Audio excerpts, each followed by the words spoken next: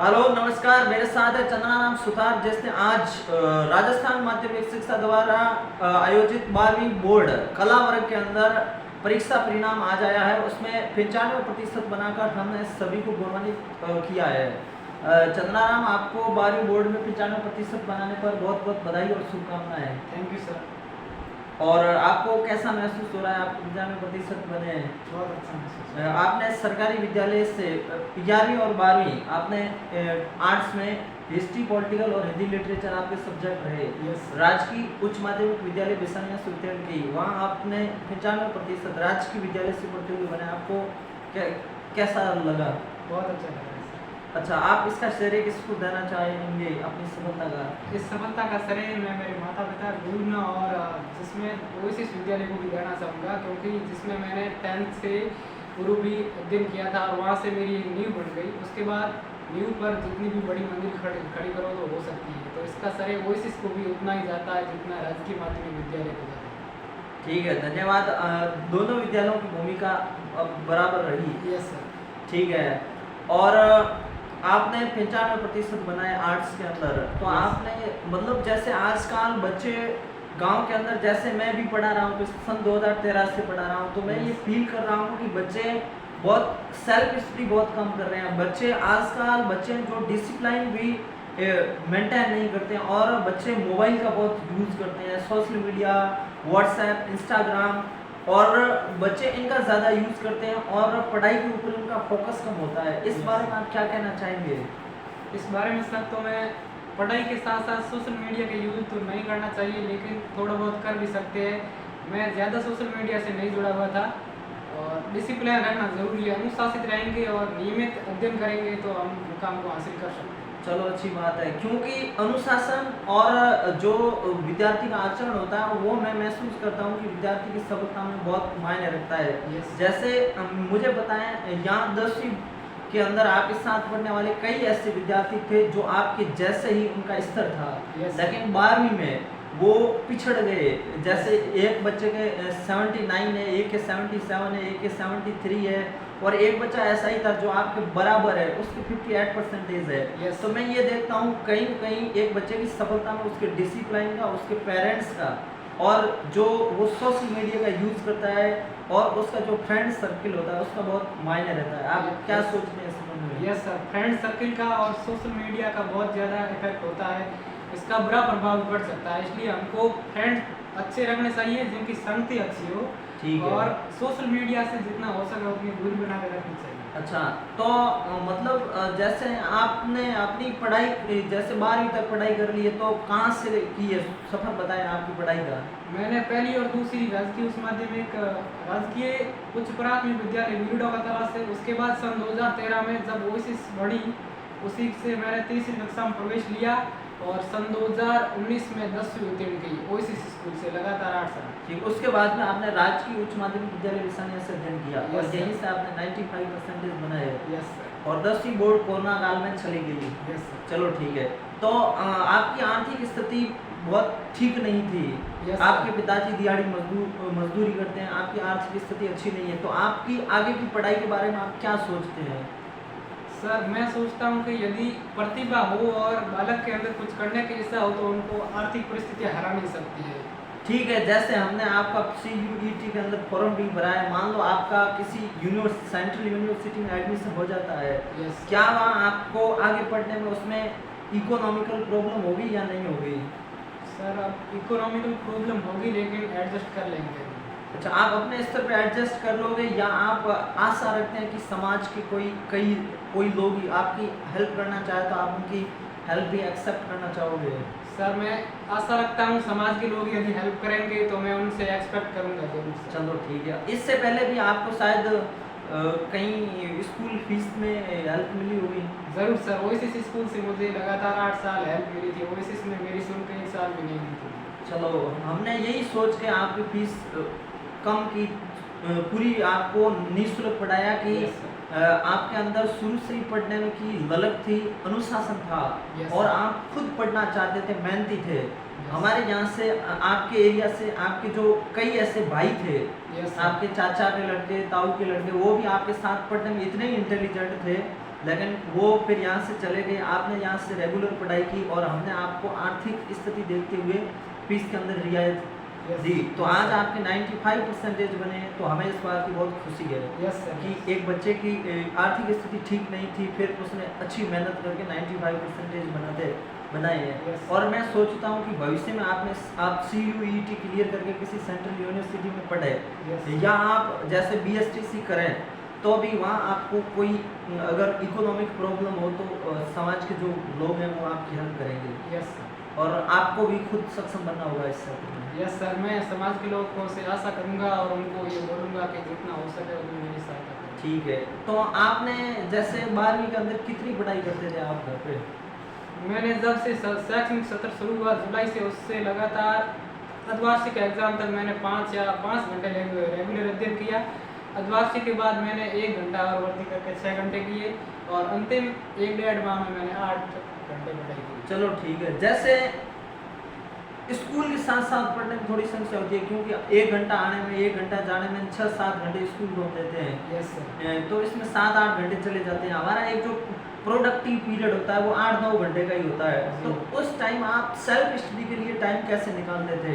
जल्दी उठते थे या क्या करते थे उसके लिए? सर मेरा घर स्कूल से लगभग 5 किलोमीटर दूर, तो 5 किलोमीटर जाते और 5 आते 10 किलोमीटर हो जाता और लगभग 1.5 घंटा उसमें लग जाता। ठीक है, मैं सुबह 3 या 4 बजे उठ जाता था। सुबह 3-4 बजे? यस सर, उसके अच्छा। बाद मैं 6 बजे तक पढ़ाई करता, उसके बाद 6 बजे के बाद स्कूल तैयार होकर स्कूल जाता, पुनः घर आकर खाना खा के शाम को 3 या 4 घंटे पढ़ाई करता। हाँ, ये आपने 5-6 घंटा का शेड्यूल। हाँ, मुझे भी ऐसा ही लगता है। जैसे हम बच्चों को कहते थे कि भाई आप पढ़ाई करो, अच्छी पढ़ाई करो, सेल्फ स्टडी ज़्यादा करो, Yes, तो बच्चे यही कहते हैं कि सर टाइम नहीं मिलता है, लेकिन सभी के पास 24 घंटे होते हैं, बच्चों को टाइम मैनेज करना होता है। आप जैसे सुबह 3 बजे उठ के 6 बजे तक 3 घंटे पढ़ाई करते Yes, sir. थे, या आपने 3 घंटे निकाले, निकाल तो जो बच्चा मेहनती होता है, जो अपना समय प्रोडक्टिव करता है, Yes, क्वालिटी टाइम निकाल कर उसमें स्टडी करता है, वो बच्चा आगे जाके सफल जरूर होता है। और Yes, आपने sir. ऐसा ही किया, Yes. आपने सुबह 3 बजे उठ के पढ़ाई की 6 बजे तक, ये बहुत मायने रखता है। एक बच्चे की सफलता में हार्ड वर्किंग बोलते हैं जिसको, वो मायने रखती है। और आपने बहुत हार्ड वर्क किया Yes. क्योंकि सुबह 3 बजे उठना बहुत मुश्किल होता है। Yes, बहुत yes. अच्छा लगा। Yes. और आपका अच्छा रहा, स्कूल में आपकी पढ़ाई काफ़ी अच्छी हुई। काफ़ी अच्छी हुई स्कूल में मेरी। तो जो राजकीय उच्च माध्यमिक विद्यालय बेसानिया के जो सभी टीचर्स हैं, Yes, sir. उनको भी हम बहुत बहुत शुभकामनाएं और बधाई देते हैं कि आपके विद्यालय से लगातार एक ऐसी प्रतिभा उभर कर सामने आ रही है। पिछली Yes, बार राजकीय आदर्श उच्च माध्यमिक विद्यालय बेसानिया से मोहन नेहरा, जिसने 97.40% बना के बाड़मेर जिले के अंदर राजकीय विद्यालय टोटल राजकीय विद्यालयों में प्रथम स्थान हासिल किया, Yes. ऑल ओवर उसकी बाड़मेर जिले के अंदर सेकंड रैंक थी। Yes, yes, और sir. इस बार आपके 95% है। Yes. तो एक ही स्कूल से लगातार अच्छे परसेंटेज मिल रहे हैं और मुझे और हमें भी इस बात की खुशी है कि ये दोनों छात्र हमारे OSS के पूर्व छात्र रहे हैं। Yes, sir. तो राजकीय आदर्श उच्च माध्यमिक विद्यालय बिसानिया और OSS दोनों अपने क्षेत्र में अच्छे काम कर रहे हैं, तो इस Yes, बात की sir. हमें सभी ग्रामवासियों को खुशी है। खुशी है। चलो, और आप क्या बताना चाहेंगे? और मैं बताना चाहूँगा कि यदि पढ़ाई के अंदर गाइडेंस मिल जाए ना, जैसे अभी मैंने 95% हासिल किए हैं, तो शैक्षणिक सत्र से लेके बोर्ड एग्जाम से पूर्व मैंने मोहन नेहरा जो पिछली साल टॉपर रहे थे उनसे 3 बार मुलाकात की थी और पढ़ाई के तरीकों के बारे में, नोट्स कैसे बनाए और आंसर लिखना कैसे है, बोर्ड के अंदर प्रश्न हैंडल कैसे करना, उसके बारे में 3 बार 4 बार बात की और कभी कभार मैं और भी बात करता था उनसे। तो ये बात बहुत ज़्यादा मायने रखती है। और बाकी सेल्फ स्टडी करो, जितना पढ़ाए उतना डेली करा कर रिवाइज करें तो हो जाता है।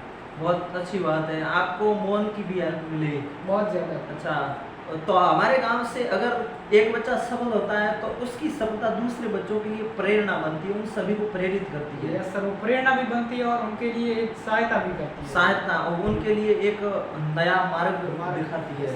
चलो ठीक है, हमारे साथ एक और होनहार प्रतिभा है स्वरूप शर्मा, जो अभी अपने विद्यालय में 10वीं में अध्ययनरत है। तो स्वरूप से मैं चाहूँगा अगर चंदना राम से आप 2-4 क्वेश्चन पूछना चाहते हैं तो आइए। बिल्कुल स्वरूप, Yes. स्वागत है आपका।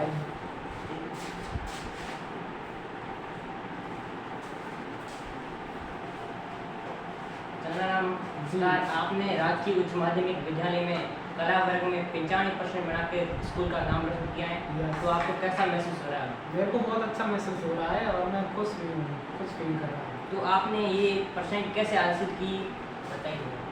पढ़ाई शुरू से लेकर अंत तक करेंगे तो हो जाएगा, और हमें अध्ययनरत लगातार रहना चाहिए और नियमित अध्ययन करना चाहिए, जिससे हमें हासिल कर सकते हैं। तो आपको मतलब किन टीचरों ने प्रेरणा दी अच्छी सी? सर्वप्रथम मैंने पहले भी बताया कि मुझे मोहन नेहरा की बहुत सहायता मिली, और उसके बाद मैंने रूप जी सर से भी थोड़ा गाइडेंस लिया भी था, और राजकीय उच्च माध्यमिक विद्यालय के जो लेक्चरर थे उनका भी मुझे बहुत फ़ायदा मिला। उन्होंने मुझे मोटिवेट भी किया और पढ़ाया भी अच्छी तरीके से, जिससे मैंने आज ये मुकाम हासिल किया है। तो आपने घर पर भी सेल्फ स्टडी की होगी? यह सेल्फ स्टडी बहुत ज़्यादा मायने रखती है, करनी भी चाहिए। ओके, आपको धन्यवाद। थैंक यू, आपको भी आपके परिणाम की बहुत बहुत बधाइयाँ, अग्रिम बधाइयाँ सभी। Thank you. ठीक है, चंद्रनाथ सुतार ने बहुत अच्छी सफलता अर्जित की और हमें इसकी खुशी है। और मतलब एक जो स्टूडेंट होता है जो अपने कैरियर में आगे बढ़ता है, सफल बनता है, उसके लिए कौन कौन सी चीज़ें ऐसी है, जैसे एक क्लास में स्कूल में बहुत सारे स्टूडेंट्स पढ़ते हैं, सभी विद्यार्थियों का जो परफॉर्मेंस होती है एक जैसी नहीं होती है, और पढ़ाने वाले उनको जो टीचर्स होते हैं एक जैसे होते हैं। तो क्या मतलब रीजंस है कि सभी स्टूडेंट एक जैसी परफॉर्मेंस नहीं कर पाते हैं, और जो लड़के अच्छी परफॉर्मेंस करते हैं उनके अंदर कौन कौन सी अच्छी क्वालिटीज होती है? उनमें सबसे पहले मैं आचरण को कहना चाहूँगा, प्राथमिकता आचरण को देना चाहूँगा। यदि हमारा आचरण अच्छा है और दोस्तों के साथ संगति अच्छी है तो हम ये मुकाम हासिल कर सकते हैं। उसके बाद सेल्फ स्टडी, और उसके बाद गुरुजनों का ये सहयोग और उनके द्वारा पढ़ाए जाने का तरीका, वो सब मायने रखता है।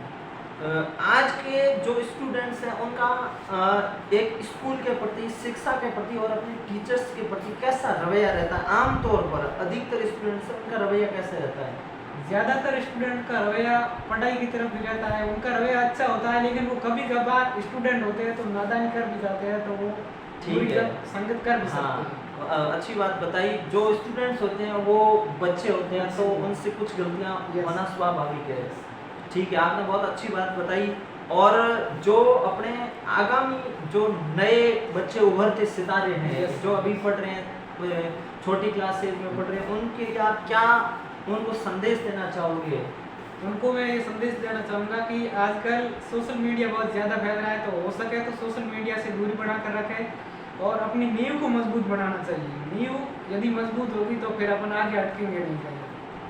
ठीक है, तमाम दर्शकों को हम बताना चाहेंगे चंद्रनारायण सुथार जो एक ग्रामीण पृष्ठभूमि का विद्यार्थी, गांव में पला बड़ा, गांव ढाणी का स्टूडेंट है, एक सामान्य परिवार से आता है जिनकी आर्थिक स्थिति बिल्कुल ही ठीक नहीं है। ये बच्चा छुट्टियों में खुद कमठे की मजदूरी करता था, अपने घर के अंदर आवास का काम चल रहा था, उसमें इसने बाल मजदूर के रूप में काम किया। साथ साथ ये विद्यार्थी CUET की तैयारी कर रहा था, और ये बच्चा सोच रहा है, इसने मुझे बताया कि मैं तैयारी तो कर रहा हूँ और मुझे ऐसा लगता है कि मेरा CUET के माध्यम से किसी सेंट्रल यूनिवर्सिटी में एडमिशन भी हो जाएगा, लेकिन मुझे किसी बड़े शहर में पढ़ने के लिए जो आर्थिक खर्चा चाहिए वो मेरे पास हो सकता है नहीं हो पाए। तो मैं इसके साथ साथ दूसरा मेरा प्लान भी है कि मैं BSTC करना चाहूँगा।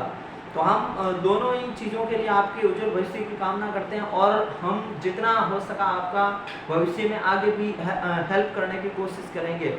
और जो आगे दर्शक देख रहे हैं उनको हम बताना चाहेंगे, जो पेरेंट्स इस वीडियो को देखेंगे उनको हम यही संदेश देना चाहेंगे कि एक बच्चे की सफलता में सबसे ज़्यादा उस बच्चे की भूमिका होती है। वो बच्चा ही एक ऐसी धुरी है जो सफलता के झंडे गाड़ता है। दूसरी एक बच्चे की जो सफलता होती है उसका श्रेय और उस सफलता का जो नींव बनती है वो उसके पेरेंट्स होते हैं, और सबसे बाद में उस स्कूल के टीचर्स और उस स्कूल का योगदान होता है जो जिस स्कूल में बच्चा पढ़ता है। तो बच्चे की पेरेंट्स की सबसे पहले भूमिका होती है और उनको ही श्रेय जाता है। उसके बाद में एक स्कूल होता है जिसकी भूमिका रहती है। तो जितने पेरेंट्स जागरूक होंगे, अपने बच्चों के ऊपर ध्यान देंगे, उतना ही आपका बच्चा भविष्य में सफल रहेगा। इन तमाम चीज़ों को ध्यान में रखते हुए हम सदैव बिसानिया में जो पढ़ने वाले विद्यार्थी है, OSS में पढ़ने वाले विद्यार्थी है, या तमाम विद्यार्थी है जो हमसे जुड़ेंगे, हम उनके भविष्य में उनकी तमाम प्रकार की समस्या का समाधान करेंगे और उनके भविष्य में आने वाले तमाम प्रकार की समस्या को हल करना चाहेंगे और उनके जो सपने हैं उनको साकार करेंगे। धन्यवाद।